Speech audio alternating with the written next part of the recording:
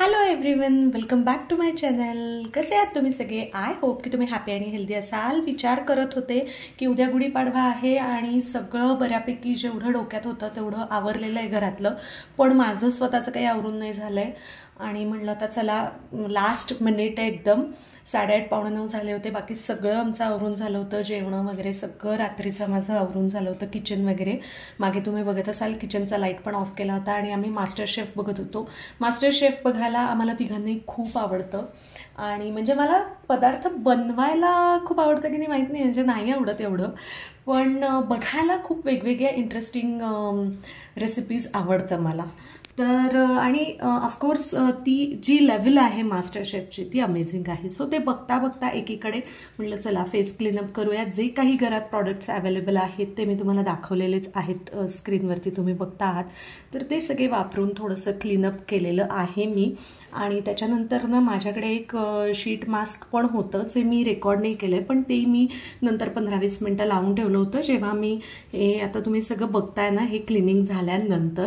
आणि त्याचबरोबर त्या जिथे गुढीची सगळी उद्या पूजा करायची आहे तर ती पण जागा मला क्लीन करायची होती. पण म्हटलं हे थोडंसं स्टेप्स पुढे नेऊयात आणि मग मास्क लावून ठेवूया आणि मग ते काम करूया. तर ते मी हसते ना, तर ते आम्ही मास्टर शेफसमोर बघतोय आणि तिथे जे काही घडतंय त्याच्यावरती सुधन्वाची एक वेगळी कॉमेंट्री नेहमी चालू असते, वेणूची एक कॉमेंट्री चालू असते. तर ती ऐकत मला हसायला येतं आहे, त्याच्यामुळे ते मी हसते आहे आणि एकीकडे थोडंसं माझं फेस क्लीनअप सुरू आहे.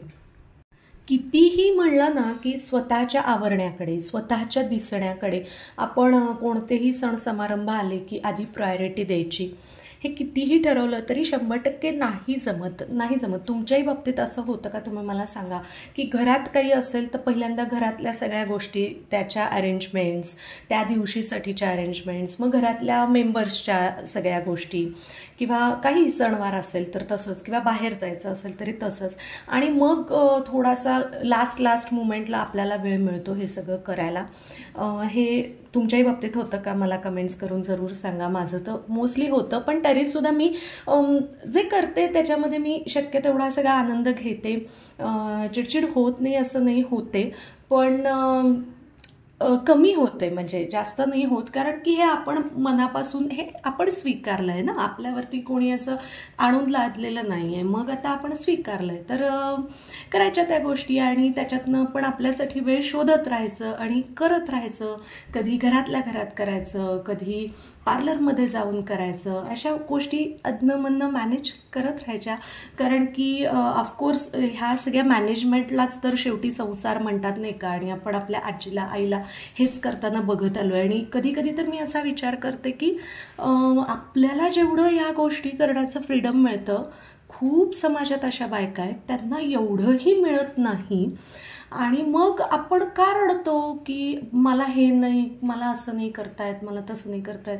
बऱ्याच गोष्टींमध्ये आपल्याला फ्रीडम मिळत असतं जर आपण विचार केला तर. ऑफकोर्स प्रत्येकाला मिळतं त्याच्यापेक्षा जास्तची अपेक्षा असते. प्रत्येकाला वाटतं की ह्याच्यापेक्षा जास्त मला काहीतरी मी डिझर्व करते आणि मला मिळालं पाहिजे, ऑफकोर्स वाटत असतं. पण तरी हा एक मागे वळून विचार करायला पाहिजे आपण आणि ग्रॅटिट्यूड ठेवायला पाहिजे की आपल्याला जेवढं मिळतं आहे ना तेवढं कितीतरी स्त्रियांना आजही 21व्या शतकात मिळत नाही आहे.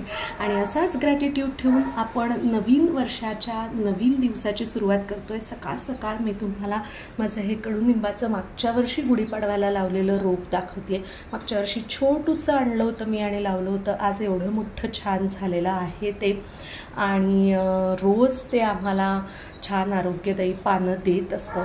रोज खातोच असं नाही, कारण कोणतीही गोष्ट रोज केली की ती किती पौष्टिक असू दे, हानिकारक असते. अशी सुंदर सकाळ. फायनली माझी सकाळची सगळी क्लिनिंग वगैरे झालेली आहे आणि मी अंघोळ करून रेडी झालेली आहे. हा नवीनच ड्रेस आहे, म्हणजे जो घातला आहे तो नवीन. म्हणजे खरं तर 7-8 महिने झाले हा शिवून मला ड्रेस, पण आज पहिल्यांदाच ओपनिंग आहे 7-8 महिन्यांनी. आणि हे असं मी घातलेलं आहे आज.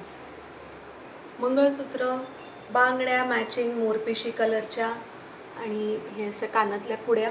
ज्या मी आईच्या ढापल्यात, सोन्याच्या नाही आहे, खोट्या आहेत.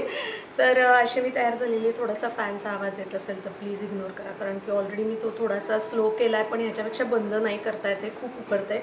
आता मी सगळी पूजेची तयारी करून ठेवणार आहे. स्वयंपाकाचं निम्म अधिक करणार आहे आणि मग त्याच्यानंतर पूजा, नैवेद्य ह्या सगळ्या गोष्टी करणार आहे. पूजेची तयारी करताना तुमच्याबरोबर शेअर करते आणि मग हा व्लॉग मी इथेच एंड करीन. आणि मग पूजा, आजचा नैवेद्य, आम्ही कसे रेडी होतो आहे, कारण की ॲक्च्युली मी साडी नेसणार आहे, पण थोड्या वेळाने ह्या सगळ्यांबरोबर आवरताना मग पुन्हा एकदा मी दोघांबरोबर करणार आहे, कारण की ती कॉटन मिक्स असल्यामुळे ना पटकन चुरगाळेल आणि मग फोटो व्हिडिओ छान येणार नाहीत, म्हणून मी नेसली नाही आहे. एवढंच कारण आहे त्याच्यामागचं. आणि आता तयारी करूयात आणि मग हा व्लॉग मी एंड करीन आणि नवीन आजच्या गुढीपाडव्याचा व्लॉग सुरू करूया. आधी एकीकडे मी बटाटे शिजायला लावलेले आहेत, त्याचा कुकर लावलेला आहे, कारण मी बटाट्याची भाजी करणार आहे आणि पनीरची भाजी करणार आहे. आणि इथे कुकरसाठी पाणी गरम करायला ठेवलेलं आहे. आता थोडंसं बसून जरा ग्रीन टी पिणार आहे आणि एकीकडे असं याची पूजेची पण तयारी करणार आहे, ती तुमच्यासोबत शेअर करते.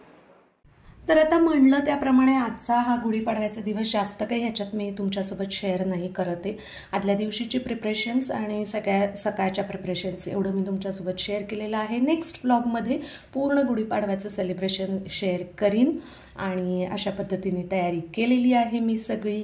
तुम्ही कशी तयारी केली होती, तुम्ही कसा पाडवा सेलिब्रेट केला, तुम्ही काय गोडाधोडाचं केलं होतं, हे सगळं मला कमेंट्समध्ये ऐकायला नक्की आवडेल. नेक्स्ट व्लॉगमध्ये भेटूया. Take care and bye-bye.